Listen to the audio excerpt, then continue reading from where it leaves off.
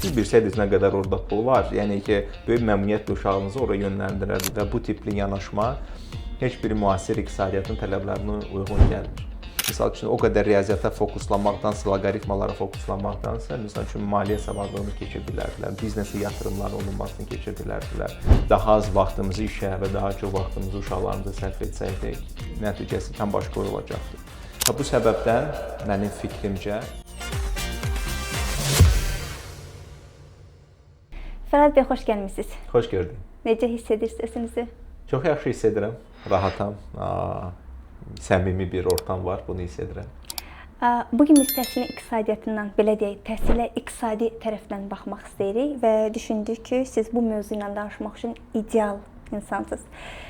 Başlamazdan əvvəl istəyərdim ki, sizi demək olar ki, hər kəs tanıyır, amma qısa olaraq istəyərdim yenə özünüz barəsində bir məlumat verəsiniz, iqtisadiyyatla əlaqəniz ən azından.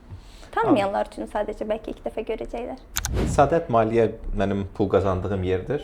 Daha çox peşəkar fəaliyyətimi əhatə edir. Həmçinin iqtisadi və maliyyə biliklərin maarifləndirilməsi, aşılanması ilə bağlı bir sosial missiyam var. Mən Azərbaycanı iqtisadi uğurlu bir ölkə kimi görmək istəyirəm və əlimdən gələni bunun üçün edirəm. İmkanlarım çərçivəsində bütün bu məlumatları cəmiyyətə ötürməyə çalışıram.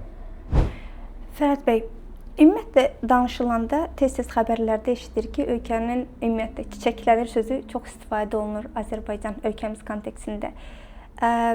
Ölkəmizin ümumiyyətlə iqtisadi vəziyyətdə durum necədir, vəziyyət necədir hal-hazırda? Bilirsiniz, mən bir çox iqtisadçı professorlarla görüşürəm, söhbət edirəm. Podkastıma dəvət edirəm. Gəlin Azərbaycan iqtisadiyyatı müzakirə edək. Çünki Azərbaycanda mən düşünürəm yeganə iqtisadçılardır ki, onların söz azadlığı yoxdur. Bütün mövzular barədə danışa bilərsiniz rahat şəkildə, iqtisadiyyatdan başqa. Bir tərəfdən bu iqtisadiyyata yanaşma məsələsi var. Çünki müxtəlif fikirlər var, müxtəlif yanaşmalar var, müxtəlif sistemlər var, iqtisadi sistemlər. Kimsə sosializmi pisləyir, kimsə kapitalizmi pisləyir, kimsə düşünür ki, dövlətin payı yüksək olmalıdır iqtisadiyyatda, kimsə deyir ki, dövlətin payı aşağı olmalıdır, özəl sektorun payı yüksək olmalıdır. Və bu iqtisadçılar arasında öz aralarında belə bir razılıq olmadığına görə biz bir konsensusa gələ bilmirik. Amma konsensusa gəlmək üçün diskussiya çox vacibdir. Azərbaycanda demək olar ki, iqtisadi diskussiya mövcud deyil. Bizdə nə iqtisadi forumlar keçirilir, nə iqtisadçılar öz aralarında oturub danışır, nə hörmətli İqtisadiyyat Universitetimiz belə bir forumlar və debatlar təşkil etmir. Sanki bir sistem qəbul olunurmuş kimi götürülübdür və bu ilə davam edirik və hamı sadəcə onun nəticəsini gözləyir. Bu səbəbdə mənə bir rəy bildirmək biraz çətindir. Sırf iqtisadi göstəricilərə əsaslansa, biz son bir neçə ildə iqtisadi artımımız 2-3-4% ətrafındadır, 1% olan olubdur, növbəti üçün 2,6% proqnozlaşdırılıbdır. Ümumilikdə götürsək, bu belə inkişaf templəri böyük iqtisadiyyata malik ölkələr üçün keçərlidir. ABŞ üçün, Kanada üçün, falan üçün. Artıq biz onları inkişaf etmiş ölkələr deyilik. İnkişaf etməkdə olan ölkələrdə bu artım göstəriciləri 9-10% ətrafında olur ki, çünki niyə görə 0-dan 1-ə qalxanda bu 100% artım deməkdir. Amma 9-dan 10-a qalxanda eyni 1-dir, amma o artıq 10% artımdır. Ona görə iqtisadiyyat böyüdükcə artım templəri azalır. Amma balaca iqtisadiyyatlar daha tez templərlə böyüyə bilir. Azərbaycanın reallığında bizim iqtisadi göstəricimə əsasən bizdə də ən azından 9-10% ətrafında iqtisadi böyümə olmalıdır düşünürəm. Rəqəmləri izah eləməyiniz yaxşı oldu, çünki mənim və bir çox iqtisadiyyatla o qədər də belə deyim, əlaqəsi olmayan, çox da məlumat olmayan insanlar üçün yaxşı izah oldu, elə onu soruşacaqdım. Mənim elə dediyiniz kimi ilk dəfə iqtisadiyyatda nələr baş verir mövzusunu bir neçə gün əvvəl videolarınıza baxıb podkastınızı izlədikdən sonra bilmişəm ki, bəs vəziyyət beləymiş. Düz deyirsiniz ki, biz bir çox şeylə maraqlanırıq, amma iqtisadiyyatla maraqlanan insanların sayı ya sırf iqtisadçılardır, ya da onunla əlaqəli bəzi digər insanlardır. Biz istəyərdim ki, təhsillə iqtisadiyyatın əlaqəsini danışaq bugün. Ümumiyyətlə deyirlər ki, nə qədər çox təhsilə yatırım edirsənsə, deməli iqtisadiyyatına o qədər müsbət təsir edir. Bu düzdür? Mən düşünmürəm ki, bu düzdür. Çünki yatırımın geri dönməsi olmalıdır. Biz onun maliyyə terimində return on investment deyirik. İnvestisiya olan geri dönmə nədir? Siz gedib coffee shop aça bilərsiniz, 1 milyon xərc çəkə bilərsiniz, amma coffee shop-a heç kim gəlməyəcəkdir və siz müflis olacaqsınız. O deməkdir ki, mən bir xeyli pul yatırdım və mütləq onun geri dönməsi olmalıdır. Elə deyil. Biz bir şey əminliklə deyə bilərik ki, bütün uğurlu, iqtisadi uğurlu ölkələrdə onlarda çox yaxşı təhsil sistemi var. Və iqtisadiyyatda bu iki dənə termin həmişə fərqləndirir. Causality and correlation. Cause and correlation. Səbəb, bir də korrelyasiya. Kimsə deyə bilər ki, yüksək iqtisadi artım tempi təhsilə daha çox pul ayırmağa imkan yaradır və bu səbəbdən bu ölkələrdə təhsil yüksəkdir. Kimsə deyə bilər ki, dövlət həddindən çox təhsilə fokuslanır. İnsanlar səmərəli olur, ağıllı olur. Onlar daha yaxşı uğurlu şirkətlər qurur. Və ona görə iqtisadiyyat böyüyür. Toyuq və yumurta məsələsidir. İkisindən birincisi nədir? Biz daha çox ikincisinə inanmış kimi görünürük hal-hazırda. Çünki təhsilə yatırımların çox olması və bunun təhsilə nə qədər çox yatırım eləsək, o qədər iqtisadiyyat inkişaf eləyəcək. Sanki bu fikirlə gedirik daha çox ölkə olaraq. Burada fundamental problem nədir? Azərbaycanda təhsil sistemi düşünürəm Sovet vaxtından çox da dəyişmir. Planlı iqtisadiyyat dövründən çox da dəyişmir. Planlı iqtisadiyyat dövrü də daha çox 2-ci, 3-cü sənaye inqilabına yaxın bir dövrdə keçibdir. Nə vaxt ki, bir çox insanlar fabrikdə işləyibdir. Və əgər siz indiki təhsil sisteminə baxsaq, biz görəcəyik ki, onlar fabrik işçisi düzəldirlər. Səhərdən axşama kimi işləmək, konkret qrafik, yaşlarla, sinif otaqları və bu tipli yanaşma heç biri müasir iqtisadiyyatın tələblərinə uyğun gəlmir. Baxın nə baş verir də, biz 6 yaşından təhsilə başlayırıq. İndi 11 ildir deyirlər, 12 il olacaqdır. Nəsə bu ətrafdadır da. Yəni ki, 18 yaş ətrafında biz təkcə məktəbi bitiririk. Və məktəbi bitirəndə bizim heç birdən praktiki biliyimiz yoxdur iqtisadiyyatı artırmaq üçün. Nə satış bacarıqları var, nə təqdimat bacarıqlarını inkişaf etdirmirik, nə iqtisadi maliyyə savadlığı vermirik. Ailə büdcəsi necə planlaşdırılmalıdır, ailə büdcəsində qənaət olunmalıdır, o qənaətlər necə investisiya olunmalıdır, uşaqları öyrətmirik. Sonra onlar gedirlər universitetə, 4 il oxuyurlar. İlk 2 ili tam faydasız fənlərdir, ümumi. Ali riyaziyyat, fizika, kimya, baxır hansı universitetə daxil olursa, hansı ki, sənin həyatında heç vaxt lazım olmayacaq. Əslində məktəbdə də keçdiyimiz fənlər, yəni ki, loqaritm sizə nə vaxt həyatınızda lazım olubmu? Olmayıbdır. Ya derivativlər falanlar heç biri tam gündəlik, indiki həyat üçün tam faydasız biliklərdir. Mən riyazi düşüncə tərzini vacib hesab edirəm. Satış bacarıqlarını, hansısa bir humanitar düşüncə tərzini vacib hesab edirəm. Amma düşüncə tərzi ilə biliklər fərqli şeylərdir. Misal üçün, o qədər riyaziyyata fokuslanmaqdansa, loqaritmalara fokuslanmaqdansa, misal üçün, maliyyə savadlığını keçə bilərdilər, biznesə yatırımların olunmasını keçə bilərdilər. Həmin bu plus-minus üzərindən şirkətin gəlir və xərc smetasının qurulmasında və ya onun analizini öyrədə bilərdilər uşaqlara ki, uşaqlar böyüyəndə bilsinlər hansı şirkətə getsinlər, hansı öz bizneslərini quranda nəyə fokuslanır. Yəni, 18 yaş yetərincə böyük bir yaşdır ki, uşaqlar bu biliklərə sahib olsunlar. 18 yaş balaca yaş deyil. Mən istəyirəm 13-18 yaş arası artıq onlar yetkindirlər ki, biznes mindsetində olsunlar, biznes düşüncə tərzində olsunlar. Bu azmış ikən heç bir faydasız 12 il, 11 il, 12 il vaxt keçirirlər məktəbdə. Sonra 4 il biz onları boş-boşuna bakalavrda süründürürük. Mən düşünürəm ki, dünyada belə bir bakalavr proqramı yoxdur ki, onu 6 ay müddətində vermək olmasın. Əgər həftədə 40-50 saat işləsələr üzərində maksimum 1 ilə bütün bakalavr proqramını bitirmək olar. Sırf full time iş dediyimiz olsa, yəni ki, tam ştat iş işləsələr, saat 9-dan 6-ya kimi oxusalar, dünyanın heç bir bakalavr proqramı yoxdur ki, ona 4 il vaxt lazımdır. Və bu azmış ikən sonra biz oğlanlar üçün çox vacib olan magistratura gəlir, əskərlikdən qaçmaq üçün. Yalandan magistraturaya daxil oluruq. Bu öz-özünə böyük bir axmaqlıqdır. Mən hamıya deyirəm, 30 yaşından öncə magistraturaya daxil olmaq ümumiyyətlə lazım deyil. Sən əvvəlcə biznesdə olmalısan, işdə olmalısan, orada anlamalısan, sənin həyat yolun nədir. Artıq 30 yaşında bir balaca artıq pulun olandan sonra, həyat təcrübəli olandan sonra artıq spesifik biliklər almalısan. Bu magistratura da 1 ildən çox olmamalıdır. Yəni bu 2 ili kim çıxarıbdır, bu lazımsız kreditləri kim çıxarıbdır, mən bilmirəm. Və beləliklə biz uşaqları 22-23 yaşına kimi süründürürük təhsildə və oradan çıxarkən praktiki biliklər çox azdır. Sata bilmirlər, özünü təqdim edə bilmirlər, maliyyə iqtisadi bilikləri yoxdur, investisiya bilikləri yoxdur. İşləməyə başlayırlar dərhal gedir özünə kreditə telefonu alırlar, 25 illik ipotekaya girirlər. Yəni ki, tamamilə bu dünyaya bu dünyanın reallıqlarına hazırlıqsız bir vətəndaşlar gəlir. Bax, bu məni təəssüfləndirir. Ona görə Azərbaycanda 30 ildə hər növbəti nazir deyir ki, bizə 30 ildə bax lazımdır, bizə 30 ildə bax lazımdır. Məhz budur. Çünki cəsarətcəsinə təhsil sisteminin yenidən qurulmasına yanaşa bilmirlər, təəssüflər olsun.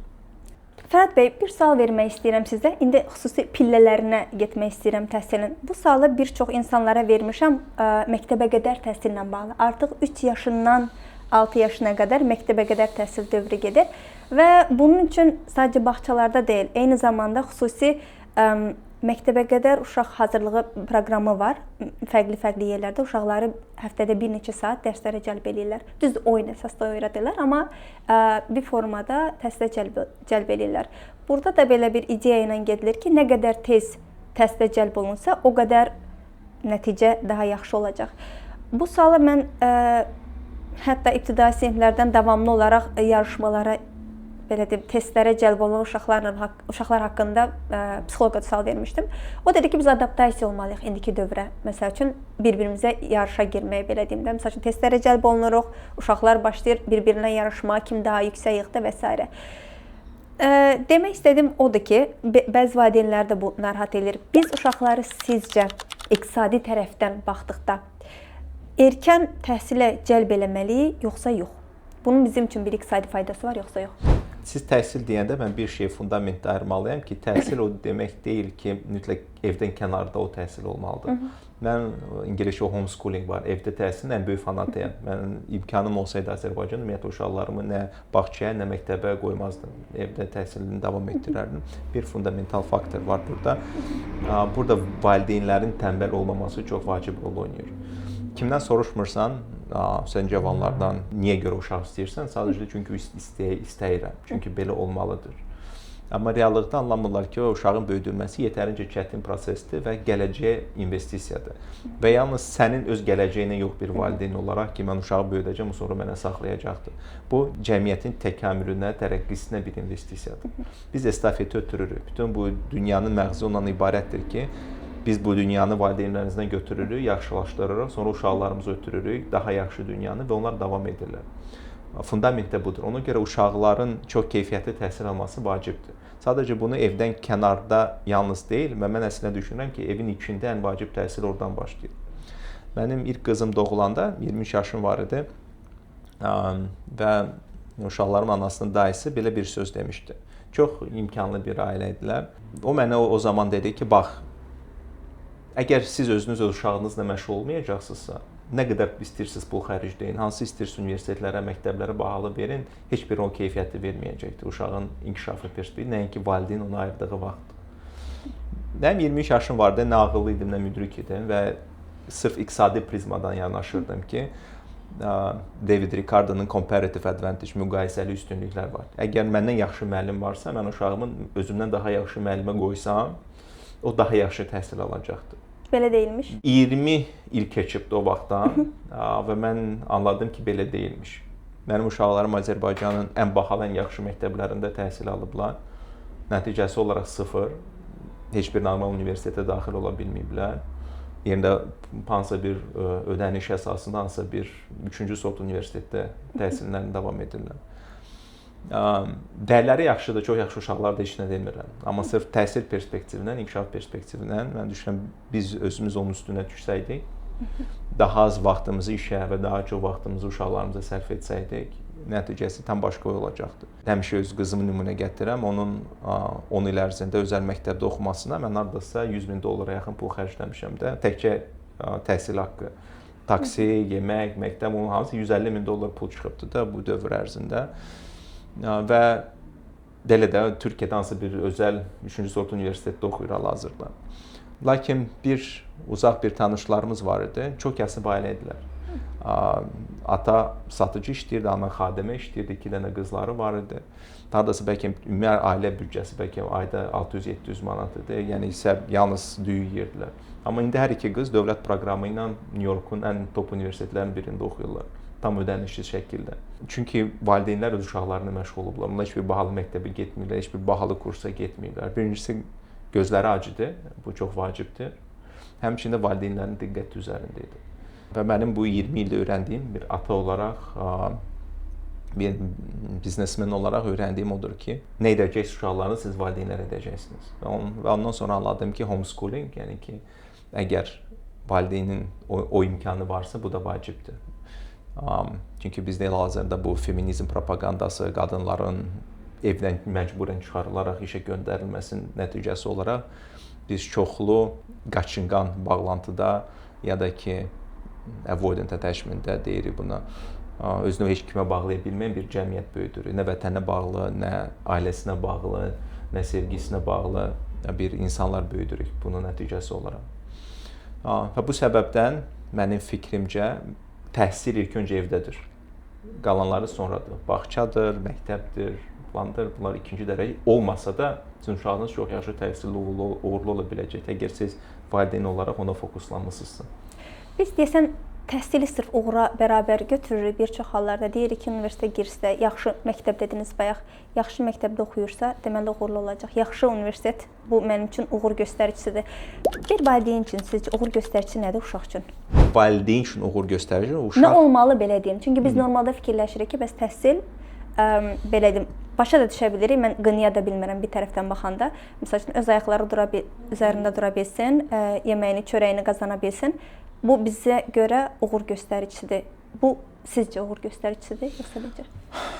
Biz valideyn olaraq uşağımızı minimum ehtiyaclarını ödəməyə görəndə artıq xoşbəxtdik. Yəni ki, evi var, eşiyi var, nisbətən pul acından ölmür. Maslow'un axırı. Maslow'un ən azı 1, 2-ci və 3-cü pilləsidir də. Birinci pilləsi qidadır, sudur.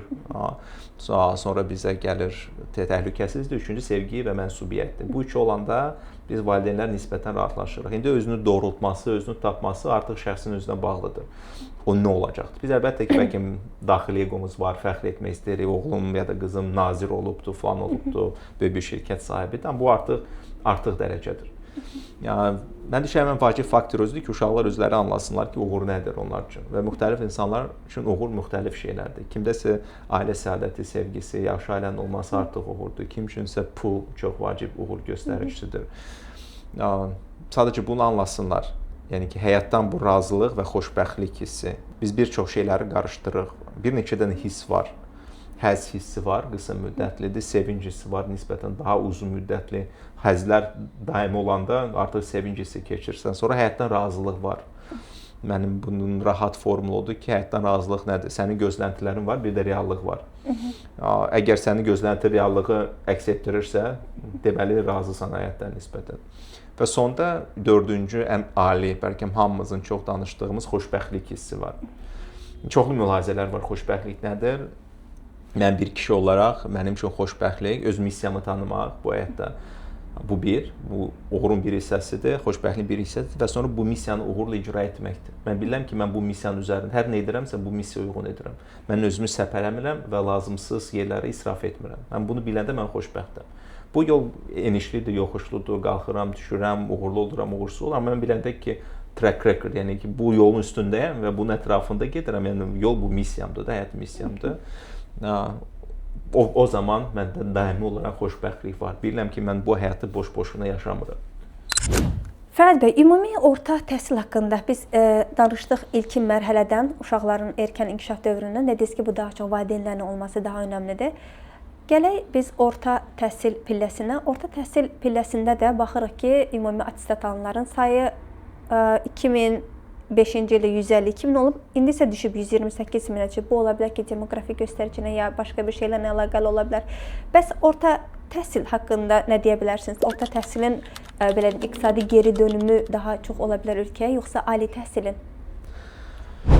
Bu çox çətin məsələdir. Mən dediyim kimi, həm orta təhsil, həm də ali təhsil hal-hazırda müasir iqtisadiyyatın tələblərinə heç birinə cavab deyil. Ona görə mən tamamilə yeni bir islahatlarla onu tam dəyişərdim. Tamamilə başqa fənlər salardım orta təhsilə. Mən düşünürəm, nə etmək lazımdır ki, orta təhsil uğurlu olsun iqtisadi perspektivdən.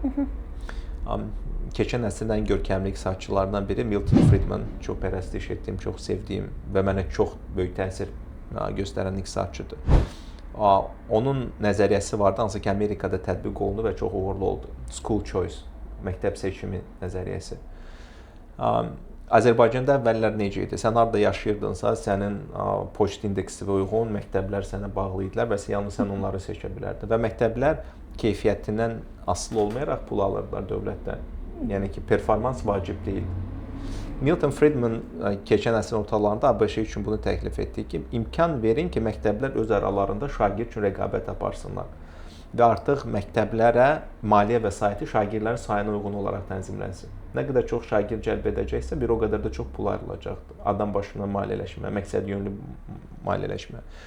Biz buna mən səhv etmirəmsə 2-3 il öncə keçməyə cəhd etmişik. Ondan öncə olmayıbdı. Amma ABŞ bunu 70-ci illərdə edibdi Milton Friedman təsiri nəticəsində. O deyir ki, qoy direktorlar maliyyə marağı olsun ki, daha çox uşaqlar ona gəlsin, coğrafi bağlantını götürün. İmkan verin ki, məktəb direktorla bir-birinə rəqabət aparsınlar. Və hansı məktəbdə ki, uşaqlar azdır, digər məktəbdə uşaqlar çoxdur, həmin direktorat o məktəbi də idarə etməyə verin. Yəni biznes yaradın, yəni biznes mindset yaradın ki, iqtisadi maraq olsun ki, mən yaxşı təhsil verim, mənə daha çox uşaqlar gəlsin və mən bunun üzərinə mən də pul qazanım, məktəb də pul qazansın, ən yaxşı müəllimləri cəlb etsin, kurikulumu dəyişsin, bu istiqamətdə inkişaf etsin və kim ki uğurlu oldu, ona yeni məktəblər idarə etməyə verin. Bu necə reallaşır? Hər bir doğulan uşağa dövlət çek verir, voucher verir. Deyir ki, dövlət deyir ki, bir uşağın təhsili üçün mən ildə deyək ki, 5000 manat pul ayırıram. Və sən bu çeki Azərbaycan istənilən məktəbində reallaşdıra bilirsən. İstər özəl, istər dövlət məktəbində. Özəl məktəbi də seçə bilirsən. Bu 5000 manatı dövlət özəl məktəbə keçirir. Ya da ki, dövlət məktəbi ola bilər. Dövlət yenə də bu çek əsasında sənin uşağın pulunu ona keçirir. Dövlət məktəbində bundan çox səndən götürə bilməzlər. Bu standart fiks qiymətdir. Amma özəl məktəblərdə deyə bilərsən, sizə 7000-dir, bu 5000-i dövlət ödəyir, 2000-i də mən öz cibimdən ödəyirəm sizə. Və bunun sayəsində rəqabət yaradaraq dövlət çox keyfiyyətli, bir-birinə rəqabət aparan məktəb sistemi qura bilir. Sırf iqtisadi insentivlər üzərində. Bu bir və ikincisi çox vacib faktor. Məktəblər öz kurikulumunu dəyişmə imkanında olsunlar. Baxın, dünya o qədər tez dəyişir ki, məsəl üçün süni intellekt gəlibdir.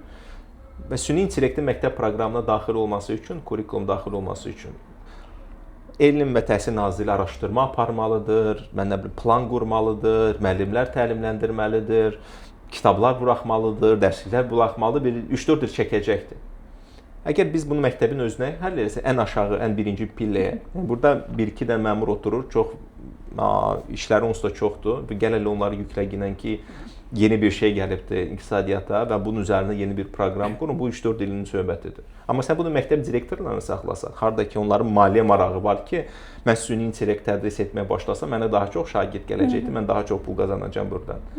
O özü sapacaqdır variant. O gedəcəkdir, özəl sektorda müəllimlər tapacaqdır, özü kurikulum düzəldəcəkdir, ChatGPT-yə bütün uşaqlara premium abunəliyi özü alıb qoyacaqdır, tək ki, gəlin mənim məktəbimə, məndə bu var artıq. Və bu çeviklik olmalıdır təhsil sistemində, yeni reallıqlara adaptasiya. Biz həmişə Darwinin o sözünü, kəlməsini səhv anlayırıq. O deyir ki, survival of the fittest gedir də, yəni ki, ən güclüləri sağ qalır da. Amma Darwin əslində belə deməyibdir. O deməyib ki, the fittest, o deyib ki, the most adaptable to the change. Dəyişikliklərə ən tez adaptasiya olunan sağ qalır. Təkamülü bunun üzərində qurulur. Biz də məktəbləri dəyişikliklərə maksimum tez adaptasiya olan etməliyik. Və burada Bakı Təhsil Mərkəzi, rayon təhsil mərkəzi, Elm və Təhsil Nazirliyi qoşulmamalıdır. Məktəblərə imkan verin, özləri öz kurikulumunu tənzimləsinlər. Baza nəsə varsa, bazanın vurma cədvəlini, bölmə cədvəlini öyrənsinlər. Amma onun üzərində onlara imkan verin ki, özləri çevik şəkildə dəyişiklik edə bilsinlər. Bu iki dənə addım atılsa Azərbaycanda bizdə bir xeyli düzələr. Bizdə bir fundamental problem yana qalır və bu davam edəcəkdir. Bu həll olmayana qədər burada müəllimlərin seçkilərə cəlb olunması prosesidir. Nə edirsə edir, hal-hazırda Təhsil Nazirliyi, yəni ki, bu problemi həll etmədikcə, yəni böyük bir dəyişikliklər olmayacaqdır. Mən ümidvaram ki, nəyisə nail ola biləcəklər bu istiqamətdə də. Peşə təhsilinə son zamanlar daha çox diqqət çəkilməyə başlayır. Bəs bu barədə nə deyə bilərsiniz? Mən düşünürəm, peşə təhsili çox vacibdir, bəlkə həm də ali təhsildən qat-qat vacibdir. Biz elə bir dövrə gəlib çatırıq ki, hardakı növbəti nəsil varlıları, milleniyerləri iqtisadiyyatı inkişaf edən insan əllə işləməyi bacaran insanlar olacaqdı. Elektriklər, santexniklər, malyarlar, alçıpan vuranlar, bu tipli insanlar olacaq. Beyin məhsulu olan hər bir şeyi artıq süni intellekt daha yaxşı edəcəkdir. Lakin siz soruşsanız, kim bu günləri öz uşağını çox yaxşı elektrik görür ya da santexnik görür, çox valideynlərin egosu icazə vermir ona ki, mən uşağımdan biznesmen böyütməyim, ya da hüquqşünas böyütməyim, maliyyəçi böyütməyim, gedim ondan çox yaxşı bir santexnik eləyim. Niyə görə mən bütün bunları deyirəm? Baxın da, süni intellekt üçün enerji lazımdır. Enerji üçün su elektrik stansiyaları lazımdır, nüvə elektrik stansiyaları lazımdır, yaşıl enerjini işləyən elektrik stansiyaları lazımdır. Növbəti, mən 30, 40, 50 ildə və bəlkə də ondan sonra biz çoxlu əllə işləyən, əllə işləməyə bacaran insan potensialı, insan kapitalı lazımdır. Sənin beynində nəsə bir strategiya qurdu, onu kim icra edəcəkdir? Yəni, əllə gedib nəsə tikmək lazımdır da, yəni ki, əllə nəsə işləmək lazımdır. Sizə sadəcə bir nümunə verim. Bir çox insanlar üçün göz aydıntısı olacaqdır. Mən sahibkarlara özəl konsultasiyalar verirəm və çox da ucuz deyil. 1000 manat saatlı civarındadır. Və mənə bir sosial mediadan müraciət edibdi xanım, deyir ki, konsultasiyanıza ehtiyacım var. Deyirəm, biznesiniz nədir? Deyir, mən qaş ustasıyam və balaca salonum var. Və mən ona deyirəm ki, mən daha elə də reytlərim bahadır da. Yəni ki, ola bilsin ki, sizə biraz çətin olar da, saatını, mən bilim, sizin üçün endirimli 500 manata eləyə bilərəm, sadəcə də dəstək üçün. Deyir ki, problem deyil, 1000 manat da ödəyərəm.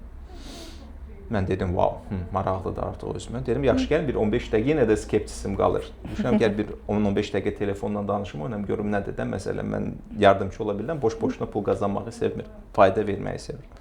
Danışan deyir ki, balaca bir salonum var, özüm mənimdir, bir neçə dənə işçim var, özüm də 9-dan 9-a kimi işləyirəm, qaş ustasıyam. İndi mənə təklif ediblər ki, 4 mərtəbəli bir salonu icarəyə götürün və hər mərtəbəsində müxtəlif şeylər edin, böyüdüm salonu. Mən soruşum, sizin qazancınız nə qədərdir ayda?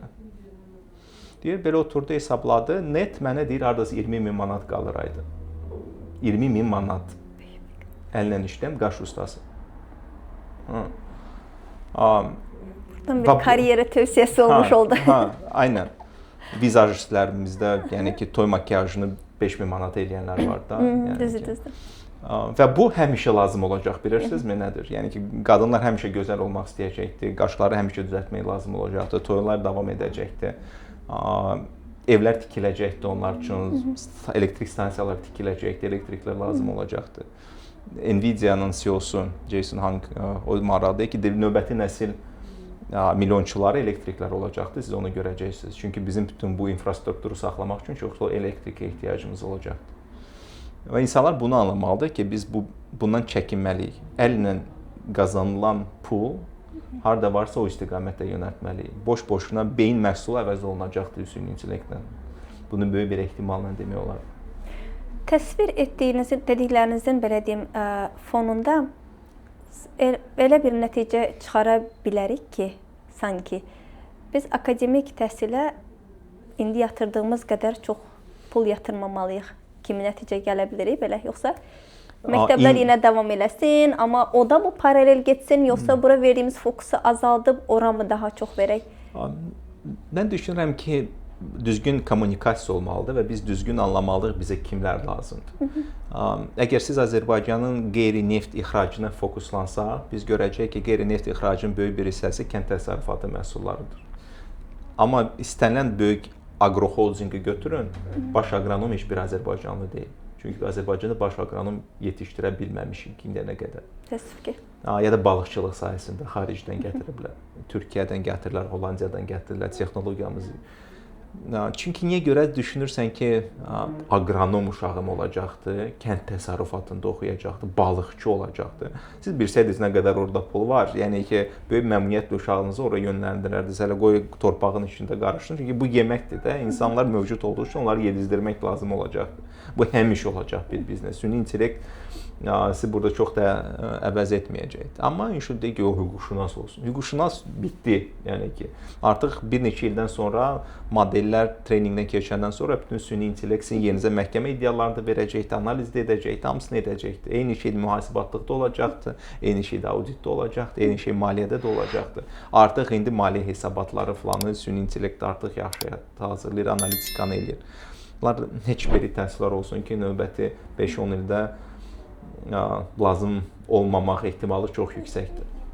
Fərhad bəy, hal-hazırda təhsildə gərgin müzakirələrə səbəb olan bir mövzu var. Müəllimlərin tam ştata keçirilməsi. Sizcə bu effektiv bir addımdır, yoxsa bu hələ ki müzakirədir, onsuz da hələ ki qərar olaraq verilməyib? Sadəcə sizin də fikrinizi bilmək istərdim bu barədə. Bax, mən təhsil eksperti deyiləm, amma insan davranışı ekspertiyəm. Və müəllimlər də insanlardır. Və onların da müxtəlif seçimlər qarşısında qalanda onların da cavabı insan cavabı olacaqdır. Təhsil Naziri nə etməyə çalışır? Bizdə belə bir razılaşma var müəllimlərlə dövlət arasında. Müəllimlər dövlətə kömək edir seçki məsələsində. Dövlət də müəllimlərə kömək edir ki, göz yumur. Onların repetitorluğuna, falanına. Belə bir ictimai razılaşma var aralarında. Bunun nəticəsi olaraq bir motivasiya var ki, mən dərs dediyim dövrdə yaxşı tam məlumat ötürməyim. Onlar sonra yanıma gəlsinlər və mən o məlumatı onlara sonra yedim. Çünki maaşlar prinsipcə yüksək deyil də. Yəni ki, biz Yaponiya deyilik, hardakı müəllimlər həm çox hörmətlidirlər, həm də ki, çoxlu pul qazanırlar. Ona görə müəllimlər bu cür kompensasiya edir, dövləti dəstəkləyir, bu perspektivdə dövlət də müəllimləri dəstəkləyir. Təhsil Nazirliyinin bu xoşuna gəlmir ki, müəllimlər maksimum fayda vermir. Sistemi dəyişməyə çalışır. Gəl deyir ki, mən onların saatlarından götürüm, onlar repetitorluq vaxtı qalmasın və bu saatlar çərçivəsində hansı bir maliyyə kompensasiyası verir. Sual orasındadır ki, bu maliyyə kompensasiyası müəllimləri qıcıqlandırmamaq üçün yetərlidirmi, yoxsa yox? Fundamental sual odur. Mən onu bilmirəm. Yəni ki, onlar müəllimləri 9-dan 6-ya kimi işlədəndə müəllimlər repetitorlarda qazandığı pulu qarşılayır, qarşılamır onu. Əgər qarşılayırsa, problemlər daha az olacaqdır. Əgər qarşılamırsa, problemlər orada qalıb başlayacaqdır. Yəni ki, bax, bu müəllim-dövlət sosial razılaşması pozulur artıq. Dövlət faktiki olaraq müəllimlərin qazancı imkanını azaldır. Bu onları aqressivləşdirə bilər. Ki, aqressivləşdirir? Bu hələ ki, qüvvəyə də minməyibdir də bu söhbət. Və hər bir şey fundamentundan baş verir ki, Elm və Təhsil Nazirliyi kökündən vurmur problemi. Ki, gəl biz uzaqlaşdıraq müəllimləri seçki prosesindən və ondan sonra tələblərimizi irəli sürək.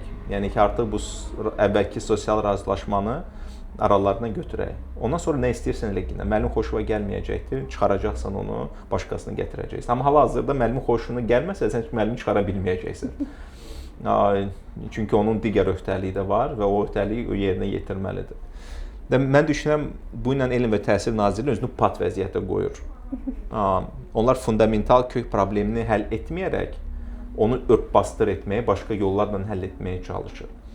Mən optimistəm, düşünürəm, dənəməlidirlər, nəticəsini görməlidirlər, nəticəsi pis olsa da ümidvaram, başqa sonra növbəti addımlar ata biləcəklər ki, bu düzəlsin. Amma insan psixologiyası perspektivindən daha çox problem yaratmaq ehtimalı var. Demirəm ki, yaradacaq, amma ehtimalı var və yüksəkdir ehtimalı. Çünki bu kompensasiya məsələsi çox vacibdir. Müəllim normal pul qazanmalıdır və normal pul qazanmağı deyəndə əvvəlkindən az olmamalıdır. Əgər əvvəlkindən az olmayacaqsa, onda normal olacaqdır. Əvvəlkindən az olacaqsa, onda problem olacaq. Çünki onlar hansı bir həyat ritminə və həyat keyfiyyətinə öyrəşiblər. Və sən o həyat keyfiyyətini onda dəyişə bilməzsən, pisliyə doğru. Aydın, burada deyəsən, bütün müəllimlərin keçirməyi nəzərə tutulmur, bir qism müəllimin və orada belə bir şey gördüm ki, əslində sırf 6-ya kimi qalmaq məsələsi deyil də, sadəcə 4-ə 5-ə kimi və deyəsən, burada onsuz da müəllimlər müəyyən işlər görür məktəbdə, biz onu həmçinin qarşılamağa çalışırıq kimisindən, bir müzakirələr gedirdi. İndi qüvvəyə minsin, sonra görək hansı nəticələr. Bilirsiniz, məndə o həmçinin var. Bu maliyyə tərəfi də, sırf insani tərəfi də var da. Biz bilirik ki, müəllimlərin əksəriyyəti qadınlardır. Və qadınların müəllimliyi seçməyin ən böyük üstünlüyü odur ki, onlar ailə iş balansını qoruya bilirlər bu perspektivdə. Onlar bilirlər ki, yarım gün işləyəcəklər, yarım gündə gəlib uşaqları ilə məşğul olacaqlar və müəllimliyə doğru böyük bir motivasiya yaranır ki, o istiqamətdə getsinlər. Sən onları faktiki olaraq korporativ mühit qaydalarına oturdandan sonra mən bəlkə sualım sizədir. Bir qadın olaraq, bir ana olaraq. Siz 9-dan 6-ya kimi işləməyi sevirsinizmi? Seçərdinizmi sizin əgər daha flexible qrafikiniz olmağınızla, yarım gün işləməklə və sonra digər yarım günü özünüz necə istəyirsiniz qurmağınızla, repetitorlarla, onlayn dərslərləmi, yoxsa 9-dan 6-ya kimi isə rahatdır? Bir qadın olaraq sizin fikriniz mənə maraqlıdır. Mən 9-dan 6-ya indi kimi işləməmişəm və məncə çətin olar mənə. Çünki övladıma istər-istəməz ailəmə vaxt ayırmaq istəyirəm daha çox. Flexible daha uyğun olardı bəlkə də. Mən də həmişə onu deyirəm ki, qadın daha vacibdir kişidən, onun razılığı. Çünki siz uşaq dünyaya gətirirsiniz və uşağın böyüdülməsində sizin zəhmətiniz daha çoxdur kişiyə nisbətdə. Və siz bu kişi qrafikına salmağı, bu rəqabətçi qrafikası 9-dan 6-ya kimi ya da daha çox işləməklə biz sadəcə olaraq ailə institutuna daha da çox dağıdırıq. Qadınların dünyaya uşaq gətirməsini ləngidirik. Biz istəyirik ki, Azərbaycan əhalisi böyüsün. Əhali böyüdükcə inkişaf da olur, iqtisadi artım da olur, insan kapitalı da inkişaf edir. Amma siz qadınları 9-dan 6-ya kimi işlədirsiniz. Sonra yenə biz belə bir cəmiyyətdə yaşayırıq. Siz 6-dan sonra gələcəksiniz və evdə də yenə də davam edəcəksiniz işləməyə. Bu dayanmır. Təəssüflər olsun. Yəni nə qədər kişilərimiz progressivləşsə, modernləşsə, yenə də evin yükün böyük hissəsi qadınlardadır. Və yenə də onları yüklüyorsunuz. Ondan sonra əlbəttə ki, uşaqların dünyaya gəlməsi də azalacaqdır. Ailə institutu da zəifləyəcəkdir. Evlənmək arzusu da puç olacaqdır. Bütün bunları bizim hörmətli Təhsil Nazirliyi maraqlandırmır bu sosial tərəfləri. Amma bu da çox vacibdir. Fərhad bəy, sizə son bir sualımı verəcəm. Mənə elə gəlir ki, bu sualı hissə-hissə biraz cavablandırmısınız, amma yenə də bütöv olaraq, son olaraq bir də bu suala cavab verməyinizi istəyirəm. Son illərdə ümumiyyətlə təhsilə qoyulan xərclər xeyli artıb. Misal üçün, mənim qeydlərimə görə 2020-ci ildə bu 1 milyard 851 milyon idi və hal-hazırda bu il 5 milyard 155 milyon olaraq nəzərdə tutulub. Siz bu büdcəni təhsili inkişaf etdirmək üçün necə xərcləyərdiniz? Mən düşünürəm, daha çox azadlıqlar verərdim məktəbə. Dediyim voucher sistemini keçirərdim. Bir də məktəblərdə infrastrukturu yaxşılaşdırardım ki, 30-40 nəfər bir məktəbdə olmasın. Əlbəttə ki, məktəblərin həm keyfiyyət perspektivində qəşəng yer olmalıdır, uşaqların xoşbəxt olacağı bir yer olmalıdır. Qəşəng təmir olmalıdır, infrastruktur olmalıdır. Daha çox buna yönəldərdim. Bu iki dənə faktor bir-birində olsa, məktəblərin daha çox müstəqilliyi və qəşəng yer, qəşəng infrastruktur, yaxşı kompüter təchizatı falan bu daha vacibdir hal-hazırda, nəinki hər hansısa başqa bir şeylə. Fərhad bəy, müzakirəmiz boyunca mənim sizə verməyimi istədiyiniz hər hansı bir sual varmı? Yəni, cavabsız qalan bir sual varmı? Və yaxud da ki, demək istədiyiniz xüsusi son bir sözünüz varmı? Valideynlərə, müəllimlərə, təhsil idarəçilərinə. Bunlar hamısı əslində eyni insanlardır. Çünki təhsil idarəçisi də çox güman ki, valideyndir ya da valideyn olacaqdır böyük ehtimalla. Mən düşünürəm ki, hər bir valideyn öz uşağının təhsil eksperti və müəllimi olmalıdır. İlk öncə. İkinci, hər bir təhsil idarəçisi, hər bir müəllim uşaqların hardasa valideynlik etməlidir. Öz uşağı kimi yanaşmalıdır. Sırf öz maraqları perspektivindən yox, uşaqların maraqları perspektivindən yanaşmalıdır. Belə deyərdim. Çox sağ olun. Gəldiyinizə görə, suallarımıza cavablandırdığınıza görə mənə gəlir ki, çox produktiv bir müzakirə oldu. Təşəkkür edirəm. Çox sağ olun. Siz çox sağ olun ki, dəvət etdiniz. Sağ olun.